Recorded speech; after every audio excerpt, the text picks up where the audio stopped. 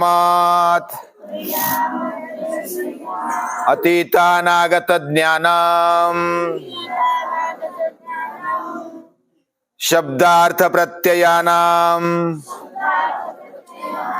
इतरेतराध्यासात् संकरस्तत्प्रविभाग संयमात् सर्वभूतर्तज्ञानम् संस्कार साक्षात्करणात्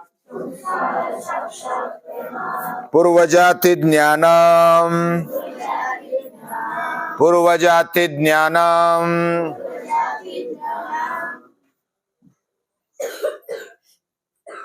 एक बार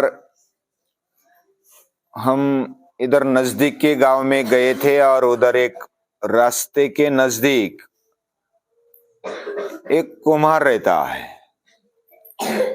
कुम्हार सभी ने देखा है ना, वो मटके बनाता है। तो उसके पास एक ऐसा चक्र होता है। अभी तो पहले वैसे हाथ से घुमाते थे, अभी तो मोटर लगवाई है, बटन दबाते ही वो घूमने लगता है।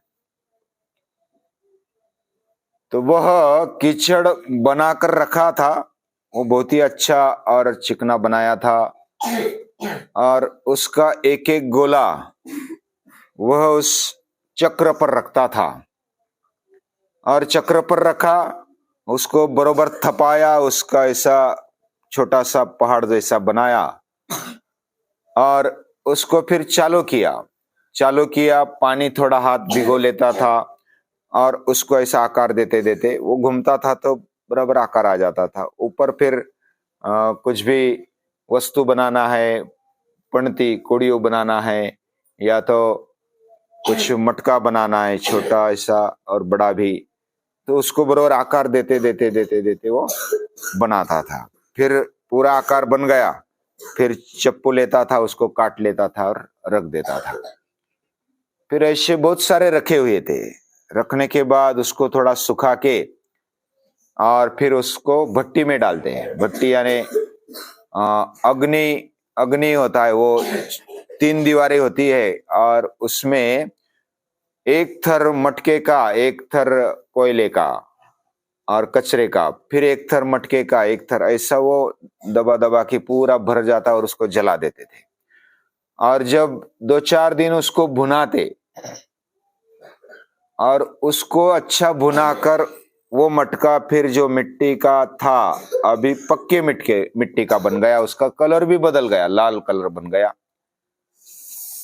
अभी पहले तो मिट्टी थी और मिट्टी का उसने कीचड़ डाल के गोला बनाया, कीचड़ बनाया, यानी मिट्टी और पानी डाल के कीचड़ बनाया और कीचड़ का गोला बनाकर उसको बहुत ही चिकना, मलमल के चिकना बनाते हैं और उसमें थोड़ा भी पत्थर नहीं होता, पूरे छान के लेते हैं और ऐसी मिट्टी का वो बर्तन बनाते, कुछ गणपति भी बनाते, कोई अलग अलग वस्तुएं बनाते हैं, तो बहुत सारी वस्तुएं बनाते हैं।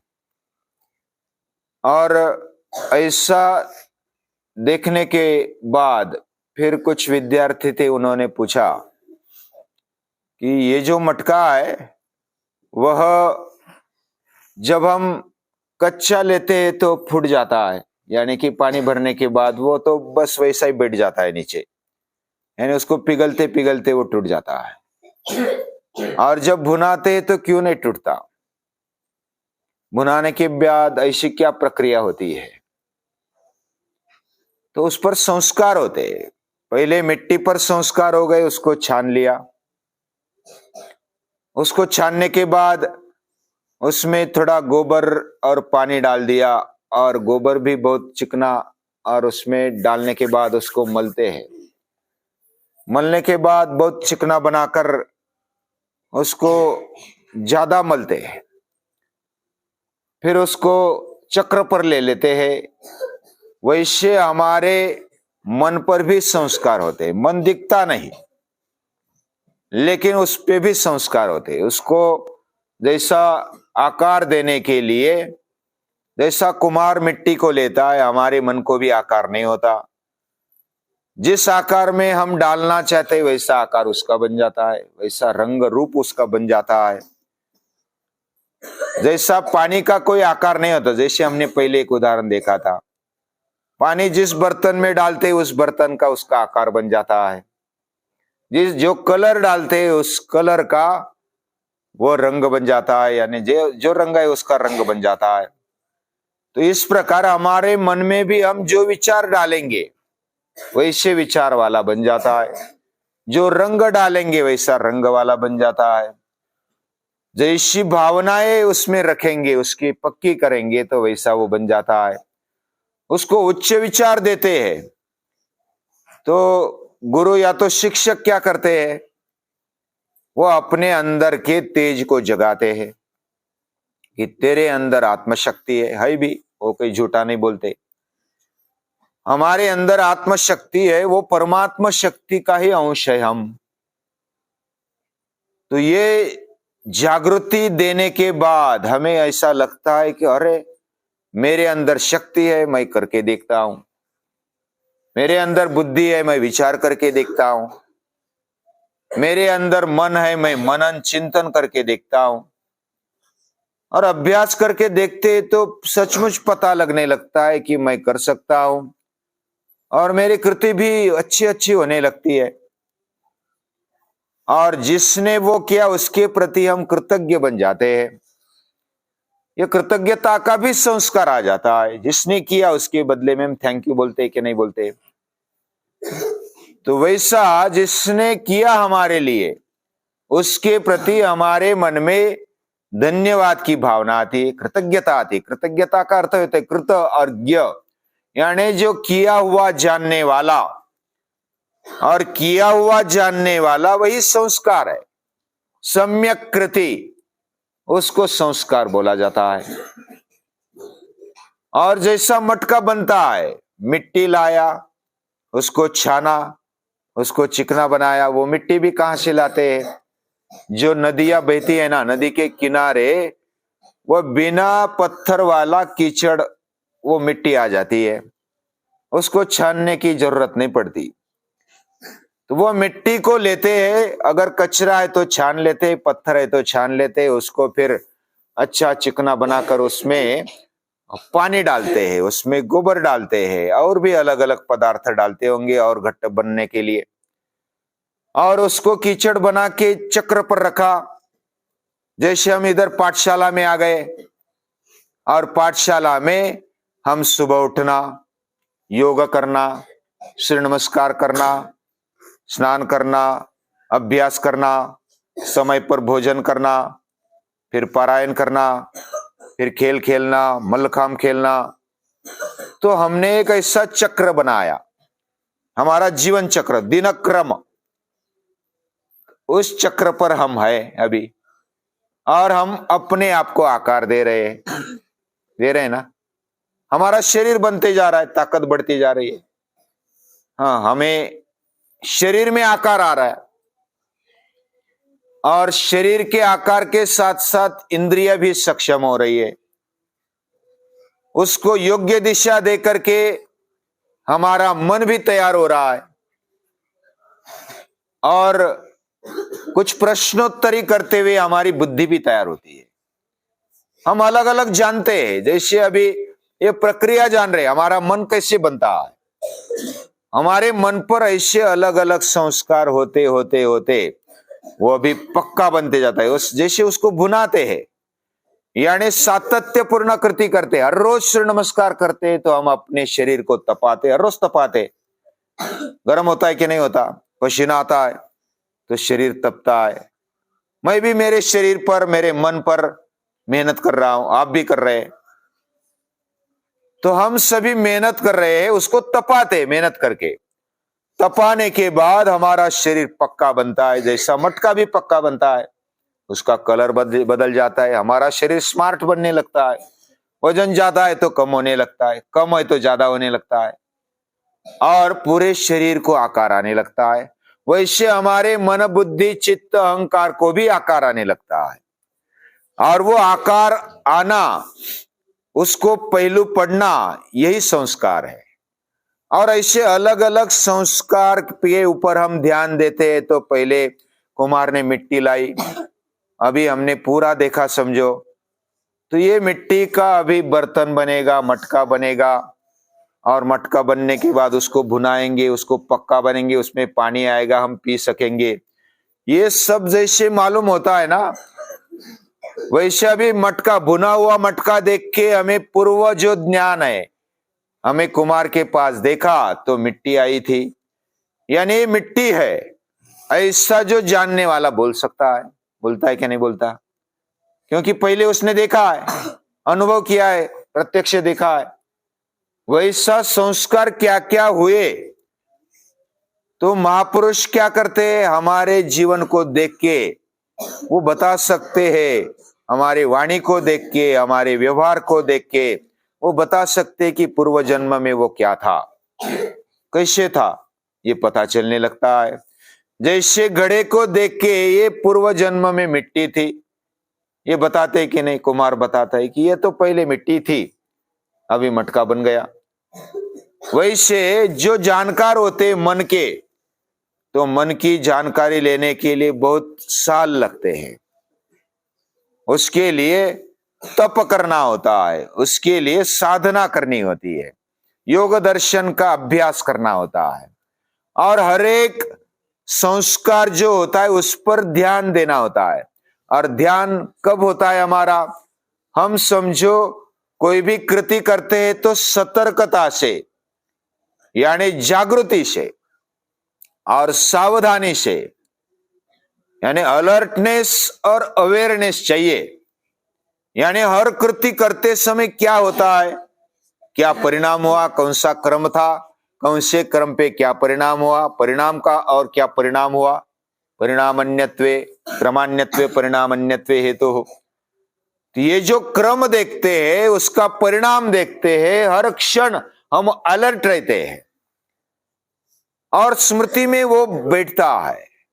हमारे बुद्धि में, हमारे जीवन में ऐसे हजारों स्मृतियां है, जब उसको हम याद कर सकते स्मृति को, यानी कि उस जो भी हमें मेमोरी है हमारे अंदर, उसको हम फिर से लाएंगे, रिकॉल करेंगे, तो हमें समझ में आता है।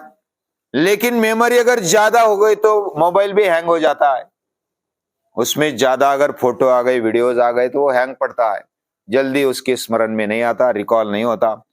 वैसा हमारे अंदर भी बहुत सारा कचरा आता है स्मृति का, और वो हैंग हो जाता है, तो हमें स्मरण नहीं होता। उसको पूरे फॉर्मेट मार देते हैं समझो, या तो पूरा रिफ्रेश कर देते हैं, तो फिर वो कॉल रिकॉल होता है, वो फिर से याद आ जाता है उसको। वैसे हमारे शरीर को हम फॉर्मेट मार देते हैं, या तो उसको शुद्ध बनाते, हमारे शरीर को, हमारे इंद्रियों को, हमारे मन को अगर शुद्ध बनाते हैं, तो शुद्ध बनाते हैं तो जैसे पानी शुद्ध है तो नीचे तलवा दिखता है कि नहीं दिखता, सरोवर में या तो कुएं में भी हम नीचे देख सकते हैं क्या है नीचे। जितना स्थिर और स्वच्छ पानी है उतना हमें गहरा दिखता है। वैसा हमारा मन अगर शुद्ध है, अंतःकरण पवित्र है, शुद्ध है, तो हमें पूर्व जन्म का दिखाई देता है और वो याद आ जाता है।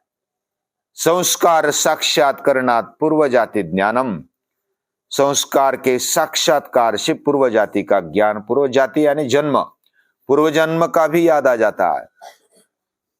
तो गीता में भी अर्जुन ने पूछा भगवान को, अपरम भवतो जन्म परम जन्म विवस्वता कथमेतद् विजानीयाम त्वमादौ प्रोक्तवानिति। यानी भगवान बोलते तूने भी बहुत सारे जन्म लिए हैं, मैंने भी लिए हैं, और ये जन्म मैं जानता हूं, तू नहीं जानता, क्योंकि मैं शुद्ध स्वरूप हूं, मैं जानता हूं। तू भी शुद्ध बन जाएगा तो तू भी जानेगा। हम बहुत सारे स्मृतियों को, कचरों को साथ में रखते हैं, उसको शुद्ध रूप में नहीं रख पाते। लेकिन जो अपने आप को शुद्ध रूप में रख पाता है, उसकी अंतःकरण की शुद्धि हो जाती है, तो वो जैसे बचपन में बच्चे ज्यादा स्मृति नहीं रखते, और बहुत सारे बच्चे ऐसे होते हैं उनको पूर्व जन्म याद आ जाते हैं, ऐसे बच्चे हैं। आप थोड़ा अभ्यास करना कभी। उनके दिमाग में कोई अशुद्धि नहीं होती, अंतःकरण शुद्ध हो जाता है। जैसे हम बड़े बनते जाते हैं तो कुछ अशुद्धियां घुस जाती है, कुछ द्वेष, मत्सर, काम, क्रोध, तिरस्कार, ये घुस जाता है तो वो स्मृति गायब हो जाती है और हम याद नहीं रख पाते। तो जितना हम शुद्ध रहेंगे, ओरिजिनल रहेंगे, उतना हम याद कर पाएंगे। यानी जैसे हमने दिन भर किया, किसने हमें डांटा तो हम डांटा हुआ, या तो जिसने क्रोध किया हमने कुछ उसको बोला होगा, उसने कुछ बोला होगा, वही हम दिन भर रात भर याद करते रहते। यानी हम उसको पकड़ कर रखे, और जो पकड़ कर रखते तो वो कचरा हो जाता है, और उसको छोड़ देते तो शुद्ध बन जाते। तो हमने जो पकड़ कर रखा वो अशुद्ध बन गए। जैसे कोई बर्तन ने या तो कुछ पानी ने कचरा पकड़ के रखा है, गटार पकड़ के रखी है, तो उसमें पारदर्शिता नहीं होती। हमारे मन ने अगर पकड़ के रखा तो वो पारदर्शी नहीं रहता, वो स्थिर भी नहीं होता तो भी पारदर्शी नहीं होता। उसमें अगर पत्थर डाला जाए, स्थिर पानी है, उसमें पत्थर डाला जाए, उसको हिलाया जाए तो लहरें उठती है। हमारे मन में भी लहरें उठती है, तो दिखता नहीं, नीचे दिखता नहीं, फिर थोड़ा हिलता है। हमारा अंतःकरण वैसा ही है जैसा पानी है। तो पानी को जैसा शुद्ध बनाएंगे तो वो पारदर्शी होगा, यानी नीचे हम देख पाएंगे। उसको स्थिर भी करना पड़ेगा और शुद्ध भी करना पड़ेगा। हमारे मन को भी स्थिर बना। हर रोज योग का अभ्यास मतलब क्या है? हम अपने मन को स्थिर बनाते और शुद्ध बनाते। जो भी पहला कचरा है उसको निकाल देते। आगे आना वाला सपना भी कचरा होता है, उसको भी ज्यादा ध्यान नहीं देना। नियोजन करना, पूर्व स्मृति से हम सीखना, लेकिन उसको साथ में नहीं रखना। साथ में न रखने पर भी हमें दिखाई देता है, हमें समझ में आता है हमारा मन बहुत ही पावरफुल है, उसकी अलग अलग शक्तियां है, और वो शक्तियां जब हम शुद्ध रखते हैं तो जागृत होने लगती है। और विभूतिपाद इसलिए नाम दिया है, विभूति यानी ऐश्वर्य, शक्तियां, संपन्नता, ये हमारे अंतःकरण में भरपूर है। कितनी सारी शक्तियां है, उसको आगे आगे देखेंगे। क्या क्या शक्तियां हमारे मन में उमड़ती है, मन की है, बुद्धि की है, अंतःकरण की है। वो एक एक शक्ति को हम जागृत कर सकते हैं, और उसके लिए साधना है। उसके लिए योग दर्शन ने बहुत सारी बातें बताई, अष्टांग योग बताया, और इसलिए हम हर रोज योग करते हैं। हम अगर योग करते जाते, हमारा ध्येय कुछ अलग होने पर भी, जैसे हम दिल्ली को जाते तो रास्ते में इंदौर लगेगा, भोपाल लगेगा, आगरा लगेगा, मथुरा लगेगा, तो ये स्टेशन लगेंगे। वैसे हम हमारे मन को अगर आत्मशक्ति में डालना चाहेंगे, हम अपने स्वरूप को जानना चाहेंगे, हमारा ध्येय है समझो, हम उसको शुद्ध बनाना चाहेंगे, तो अलग अलग शक्तियां हमारे पास आ जाएगी। वो शक्ति क्या क्या है? तो महर्षि पतंजलि कहते हैं उस शक्तियों को बुरा उपयोग उसका मत करना। शक्ति तो आएगी हमारे पास, समझो कि सूर्य नमस्कार निकालेंगे तो शक्ति आएगी, उसका गलत उपयोग भी कर सकते हैं, अच्छा उपयोग भी कर सकते हैं। शक्ति आती है तो उसका उपयोग कर सकते हैं। तो महर्षि पतंजलि क्या बताते हैं? उसका गलत उपयोग मत करना, उसको सही उपयोग करते हुए और आगे बढ़ना है। कितना आगे बढ़ना है वो हम अगले सूत्र में जानेंगे, एक एक शक्ति को जानेंगे, और महर्षि पतंजलि को याद करते हैं और उनको बार बार नमस्कार।